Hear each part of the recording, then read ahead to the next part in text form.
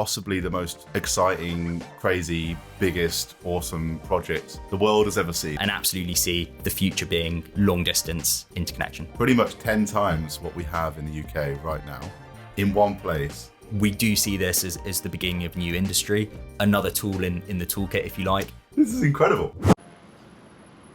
Hello everybody, we're recording this live from the Leonardo Royal Hotel London Tower Bridge, and we're here for the Energy Storage Summit 2023 this year, which we love this event. And so we thought what better to do this time than think back to a year ago where we had an incredible conversation with a guy called Richard Hardy from a company called Xlinks. And what they're trying to do is build the world's biggest interconnector from Morocco to the UK with some incredible numbers on it. World's biggest interconnector, world's biggest battery, world's biggest solar, all of that stuff all together. So you're going to love this conversation. Richard knows his stuff.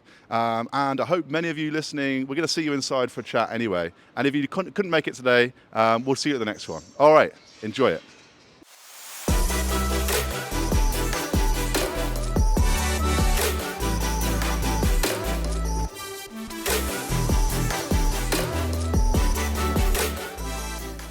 Hey guys, Quentin here from Modo. I'm here with Richard Hardy, and we are here to talk about a mega project. So this is a bit of a special episode. We're going to talk about energy storage and other stuff on possibly the most exciting, crazy, biggest, awesome project the world has ever seen, and we are not overestimating. So let's get to it. Richard, thanks for coming on, and welcome to whatever this setting is. Firstly, who's Richard Hardy? What have you done until now? And then let's talk about Xlinks. Richard Hardy, I started my career at Kiwi Power, so demand side response aggregator. And for the last 3 years, I've been working as the project director at Xlinks. Xlinks, okay. We spell that how do you spell Xlinks so everyone can Google it? Xlinks. Okay, cool. And what is Xlinks? So we are a company that's all about harnessing and connecting the power of nature. So we are building 10.5 gigawatts of renewable energy in Morocco and connecting that directly to the UK transmission network via subsea cables.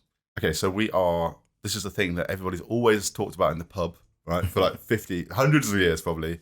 If we could just get the power from the sun in Africa and transport it to the UK and everybody else, we'll solve everything, right? So you said 10.5 gigawatts. Now, bear in mind, for anyone who's watching this, at the moment we have 1.5 gigawatts of energy storage in the UK. So this is like a lot more than that, right? And so this kind of project, where did it start? Whose idea is this? So it all started with Simon Morris just over 3 years ago.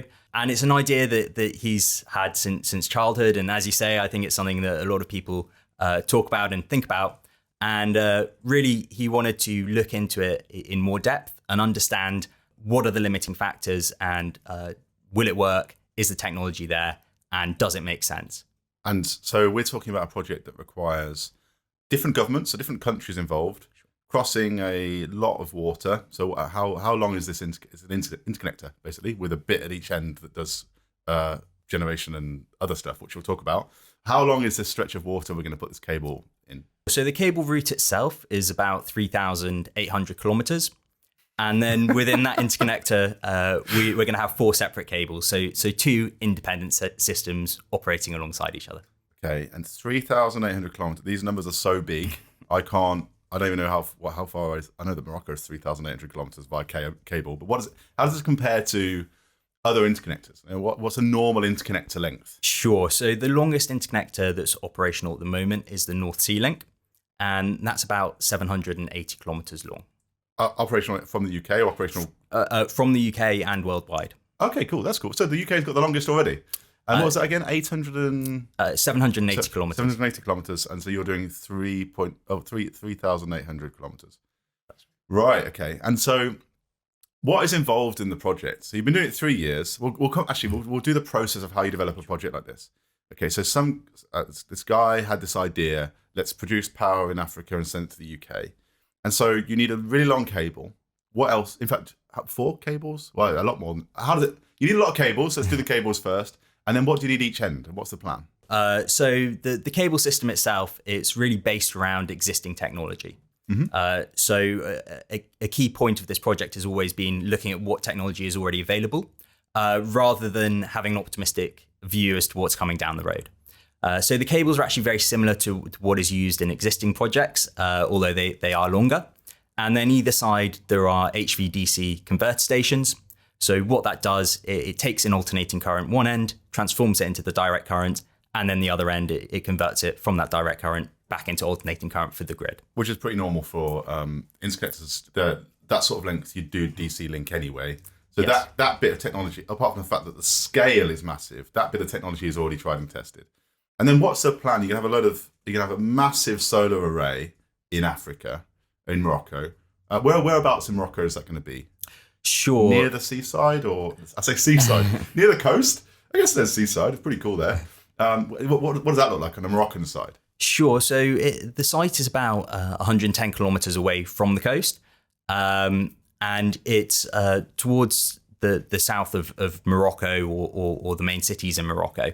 And actually, a key point for the project when we're finding the site is ensuring it wouldn't interrupt with Morocco's own transition. So it's actually located quite far away from the major cities that people might be more aware of. And how big is this solar farm going to be? Sure. So it's going to be a combination of solar and wind. And together we have 1,500 kilometers squared secured for that. This is incredible. It's actually incredible. I know it's normal to you to talk about these numbers, but this is incredible. And so I assume it's particularly windy there as well. Have you chosen the site because of the wind also? And why are you doing solar and wind? Sure. So it's a very windy site. The capacity factor on the wind will be about 55%, which is actually much better than even a lot of offshore wind farms in the UK.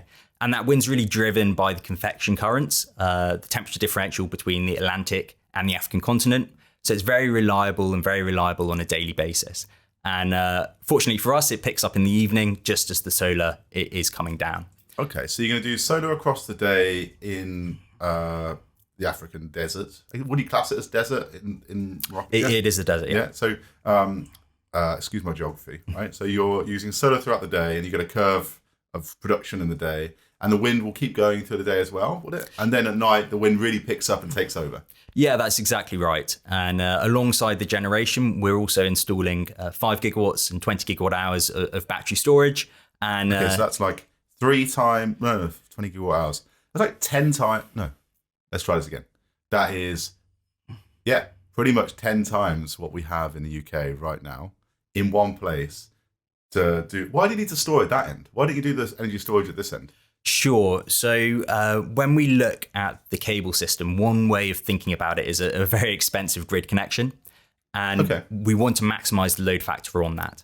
The storage also means that we can offer more firm and flexible power to the UK network. And the cable systems themselves will have a load factor of approximately 80 to 85%. Okay. So actually in the UK, the cables will be rated at 3.6 gigawatts. So from the UK's perspective, it's a 3.6 gigawatt project. But because of all the generation, the storage sat behind that, it's very reliable and it's very firm throughout the day and throughout the year. So for people listening to this podcast, what is 3.6 gigawatts? Let's compare that to a nuclear power station. So sure. What does that look like compared to other power stations out there? So Hinkley Point will be 3.2 gigawatts. The new Hinkley Point. That's correct. Yeah. So it will be a bit above that. In terms of the annual output, it corresponds to roughly 8% of the UK's electricity demand. Wow. And so we're talking. Everything about this project is big, and really exciting. But from a UK power perspective, thinking about how does National Grid manage this, and how do we all pay for our electricity? From folks who are listening to this podcast, we're talking about essentially another nuclear power station, a big nuclear power station in size, but it's going to be completely renewable. I'm not suggesting that nuclear isn't, and I'm definitely not going down that rabbit hole in this podcast, right? But it's nuclear. It's Hinkley Point C size, and is it going to be base load? So it's going to be, we describe it as firm and flexible, and we would say baseload equivalent because actually it is a substitute for baseload generation. It offers that level of reliability. It's not quite baseload in the sense that it operates 24 hours every day of the year, but it fulfills that role on the network. Okay. So let's take a step back again. So someone had this idea. I mean, everybody. I don't want to take it away from Simon, if that's his name. I don't want to take it away from Simon, but everybody's had the idea that this idea makes sense, right? And then someone said, "Well, why don't we go and do it?" Yeah. And so Simon put together a team. You're on the team, and who's in that team now? How many people are in that team? Sure. So it's probably worth just mentioning a couple of our board members first. Yeah. Okay. So our chairman is Sir Dave Lewis. So he's the ex-CEO of Tesco's, but he's also been appointed as the UK government's supply chain advisor. Our vice chair is a gentleman called Paddy Penmanathan. Okay. So he is also CEO and president of a company called Aquapower. Now, they operate about $60 billion worth of energy assets across North Africa and the Middle East, and they've built about $6 billion worth of renewable energy assets in Morocco. Wow. Okay. And then we also have Ian Davis on the board. So Ian Davis, who was the former chairman of Rolls-Royce. So these people they've already got experience from the UK building stuff in Morocco. That's kind of important, right? Yeah. And then so that's the exec team, if you like. And then who else is involved in this project? I guess you've got government involved now at the stage, or how? Well, I don't know. You tell me. I guess within the team, we have Nigel Williams leading our interconnector portion of the business. So he was actually the project director on North Sea Link, the longest operational interconnector in the world. And that's a team which is expanding at the moment, but bringing in a lot of expertise from previous projects within the HVDC space and the subsea space. And then within Morocco, we have a fantastic team in place there. And actually, they were involved with all the large-scale renewable energy projects within Morocco. So understand that landscape very well. Okay, is Morocco? Am I right in thinking that this will not be connected to the Moroccan grid? That's absolutely correct. Okay, so it's like a satellite bit of the Great British grid. Just happens to be in North Africa. Yeah, in some senses, it looks a bit like offshore wind in that regard. In that it's islanded generation connected to the GB network, but it doesn't actually sit technically within the UK. Okay, so I've got some questions I've got to ask, right? So, and I'm sure you've had this a lot, but the first question is the scale. Nothing's been. I know the technology has been used before. And we've got interconnectors, and are there mega projects like this happening? Big long interconnectors like this happening elsewhere in the world? Is this the new world we live in, that we're going to be doing intercontinental transmission lines? This is absolutely the new world we're going to be living in. So there is actually another very similar project on the other side of the world, Sun Cable, looking to connect Northern Territory in Australia to Singapore. It's a great name. Sun Cable. Yeah. It's fairly comparable in terms of what they're doing on the generation side and the HVDC side. But we're also talking to a lot of other organizations who are interested in this space and absolutely see the future being long distance interconnection. And how does the sorry, I'm going to jump around a bit here because my brain's going crazy. So, how does the supply chain work? Because if you build, I don't know, if the longest cable in the world, I think this is the longest subsea cable anyway. There might be longer cables elsewhere, but the one that you mentioned before, the 780 kilometers, that's connected to the UK. If that's the longest we've done before, who made that cable, and where are you going to find a cable manufacturer to build one this long? Yeah, so really in terms of the subsea cable market, historically there's been three major players based in Europe. We're starting to see more companies in Asia really catch up on the technology level and in terms of their offering, but many people still focus on the European market. Mm-hmm. Now, with the expansions they have announced, the annual capacity will be about 2,000 kilometers of this type of cable a year. The annual capacity of what, sorry? Of all of them combined. Oh, the global cable. Well, in Europe would be about 2,000 kilometers per year. All the cable of this type, 2,000 kilometers, and you're going to build almost double that. Per cable. So we need over 15,000 kilometers. Oh my days. Yeah. Right. Okay. So Europe can build 2,000 kilometers of this stuff, and you need 15,000. So back to my original point. Where does this come from? We initially engaged with the existing supply chain, and it became clear that even with the expansions that are happening, that the capacity wasn't there.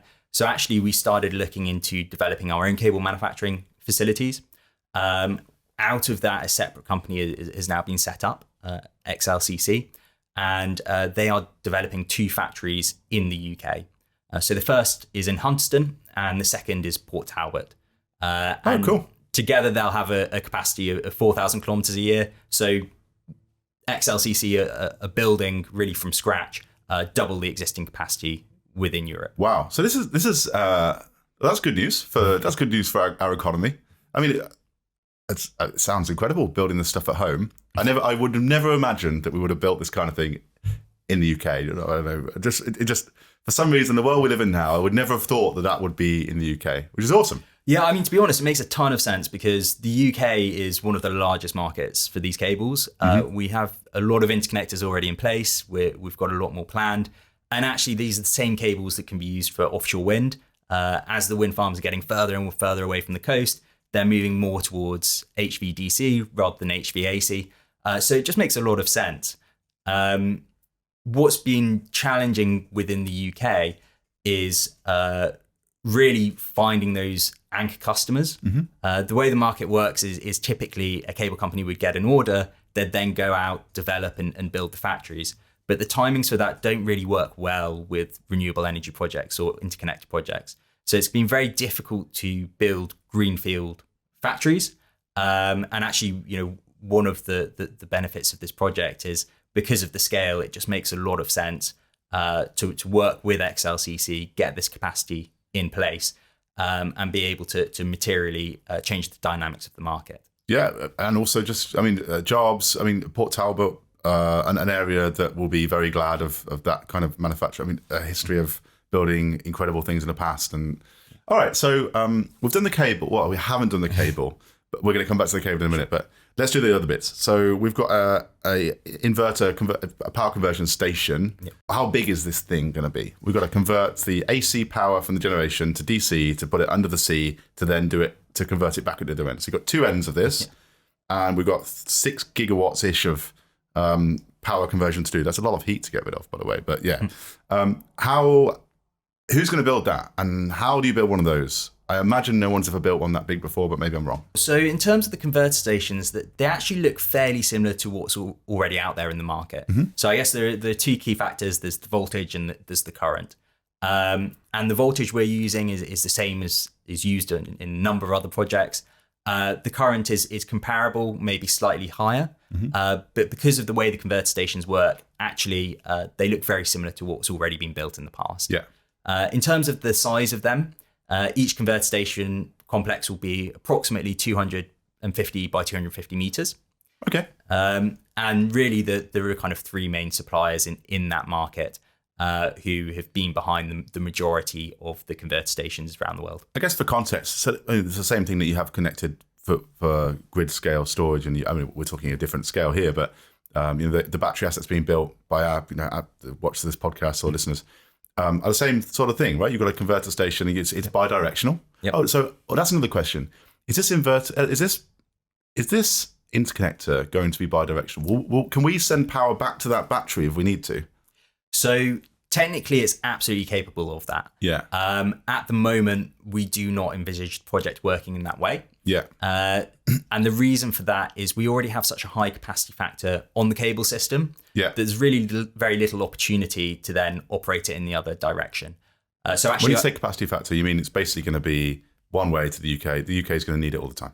I say the UK, GB, right? That's pretty much it. And actually, our grid connection is only for export onto National Grid's transmission network.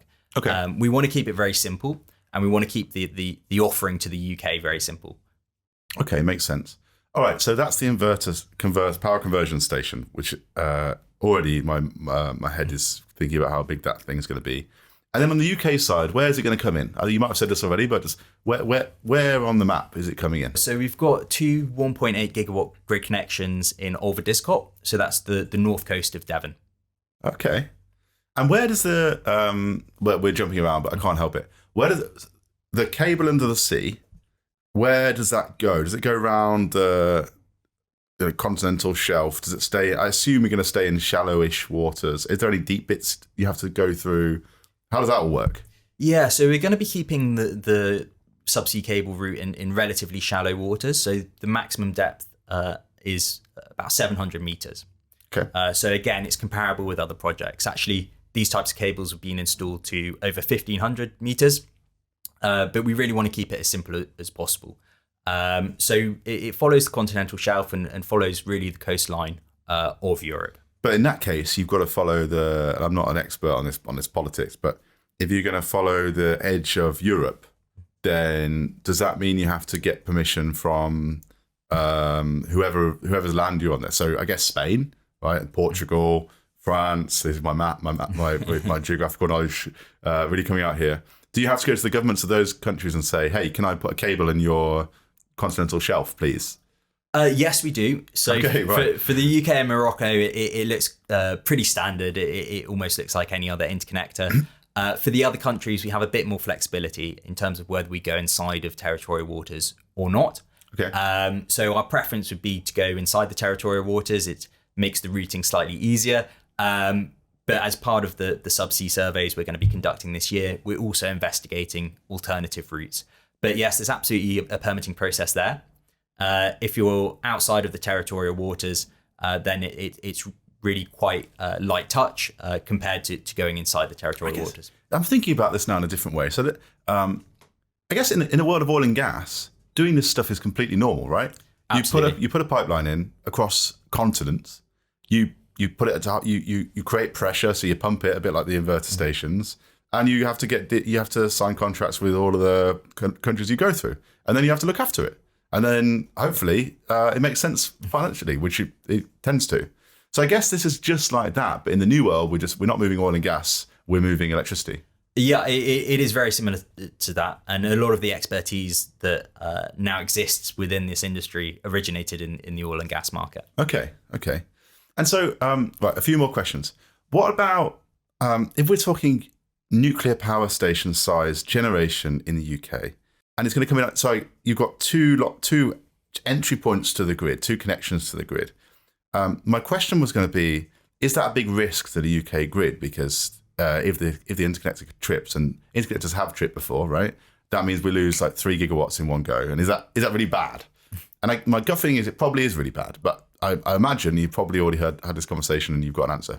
Sure. So I guess the first thing to bear in mind is they are two separate independent systems. Yeah. So when we look at one of the systems tripping, that won't impact the other one. So really, it's two 1.8 gigawatt blocks. 1.8 gigawatts is still a large loss of in-feed. But when Hinkley Point's online, that is how National Grid's going to be sizing their services in any case. Okay. There are also some levers that you can pull within the converter station technology.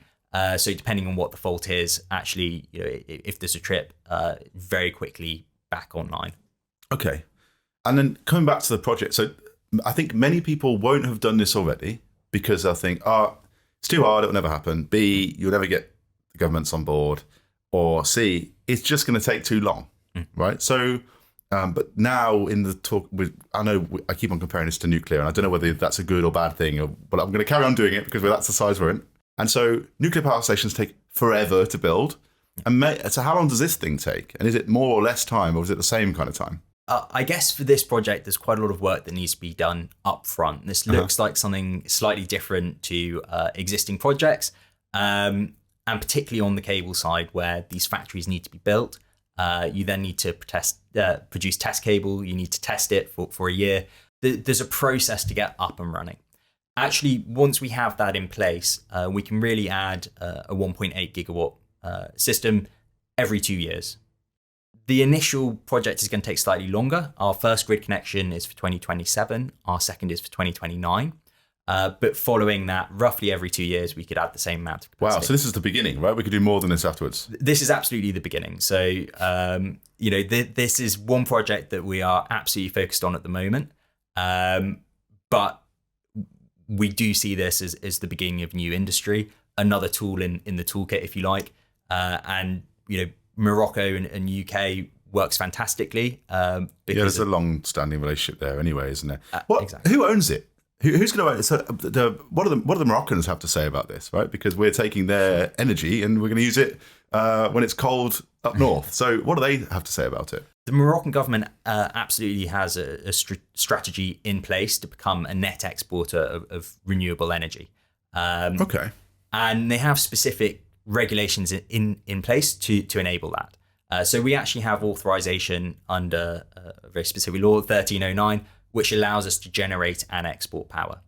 Now, I think the really key thing about this project is we're very careful in our land selection. So we are not we're not producing energy and exporting it to the UK at the expense of Morocco's own transition. Yeah. And also there is a big piece there around the local content and really manufacturing as much as possible within Morocco, which will further the transition there. So Morocco is incredibly forward thinking in regards of renewable energy. And they see this again as sort of the beginning of something bigger. Okay. I want to come back to the process now. So where does the money come from? I know how to build a 50 megawatt battery, right? You come up with a site, you get a grid connection, you get a planning permission, you go out to some investors, you do a project finance document, and then you raise some money, you build it, and you make money. And you get your IRR that you want, and everybody's happy. So how do you do that for a project of this size? Yeah, so I suppose the first thing is that there are two very distinct phases here. There's the development phase and then there's construction phase, and very different amounts of capital required for each. So in terms of the development phase, we have a fantastic broad base of investors involved, and everyone who is an investor in Xlinks has actively contributed to furthering the project. And we have available already all the capital we need to take this through to financial close.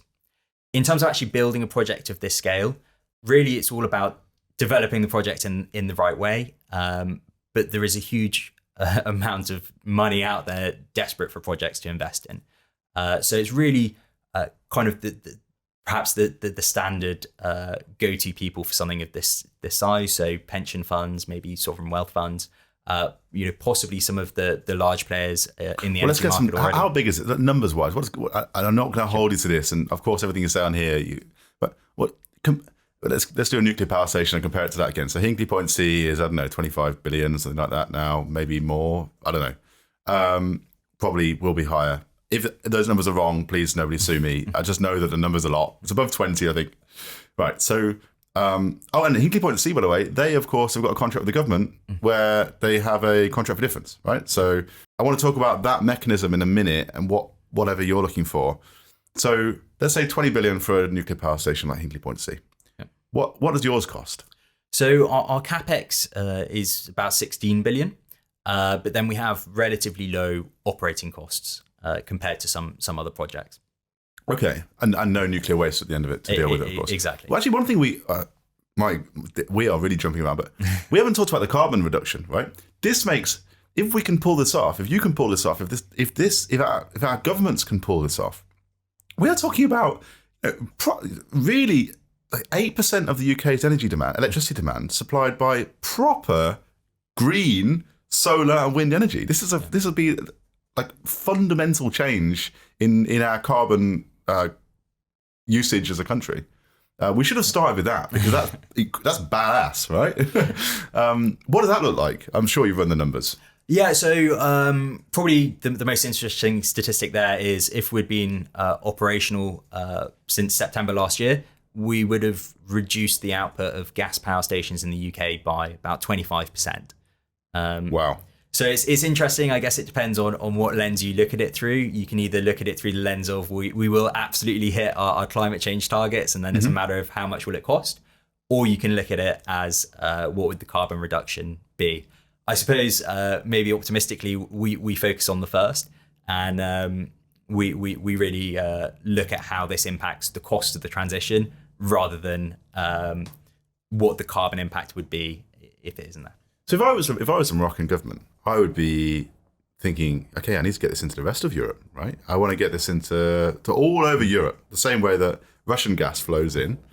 And I imagine they probably are, but they're probably thinking, okay, this is, we've got a huge opportunity here.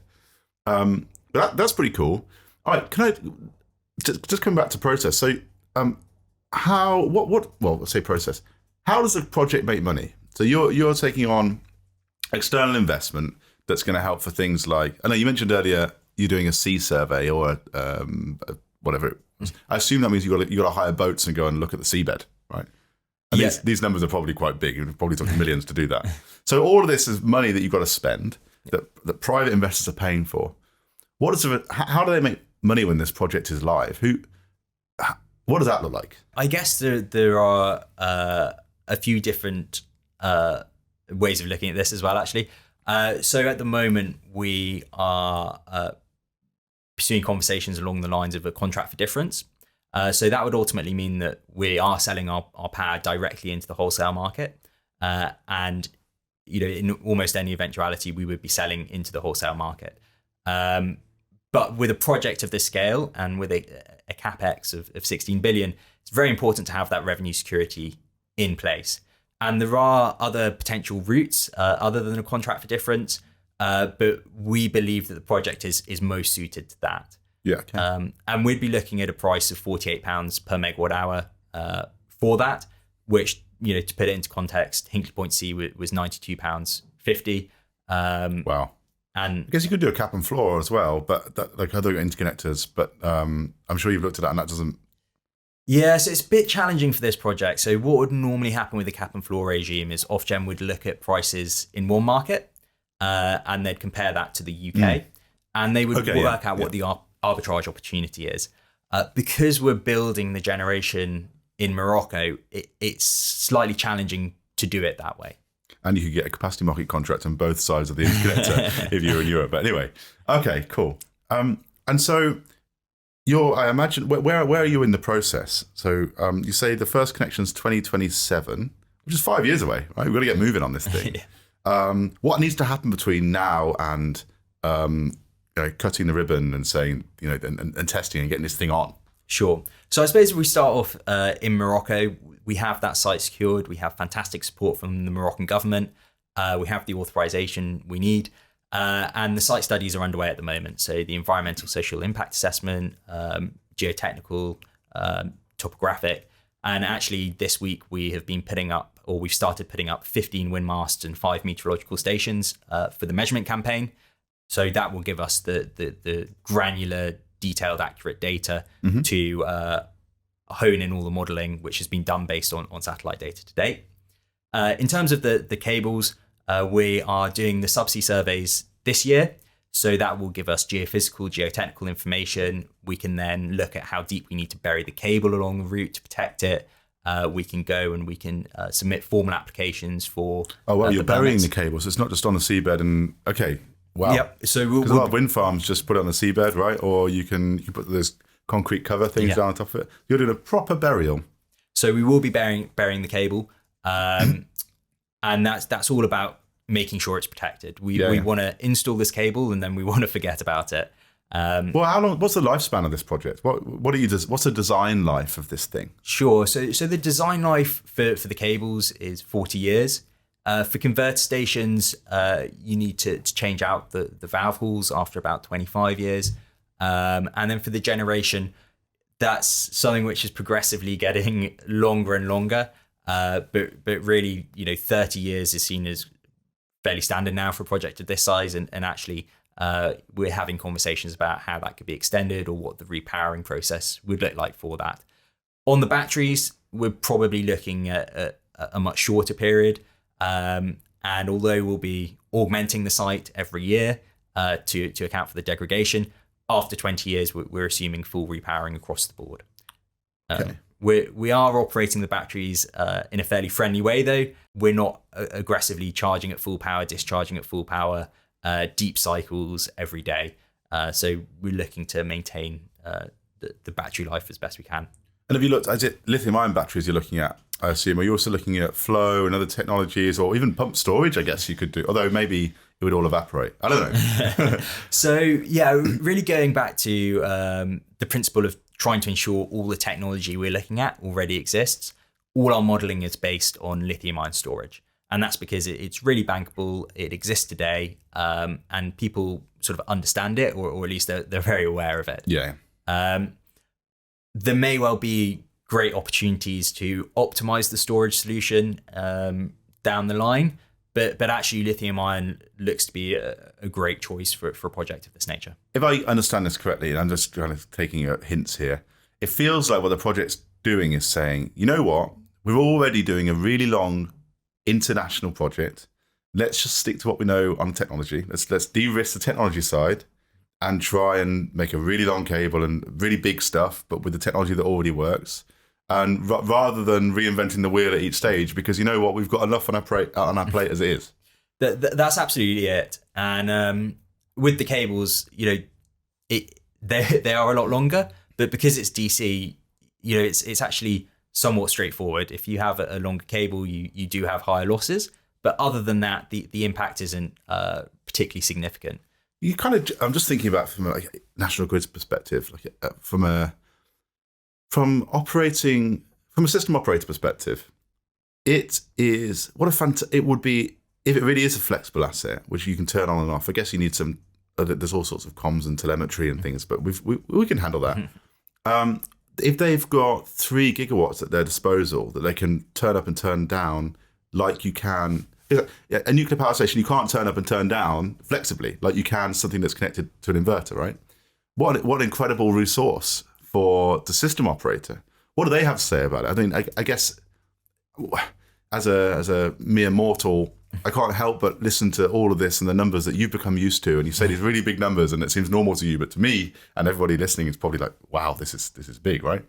And it can't help but get excited by this idea.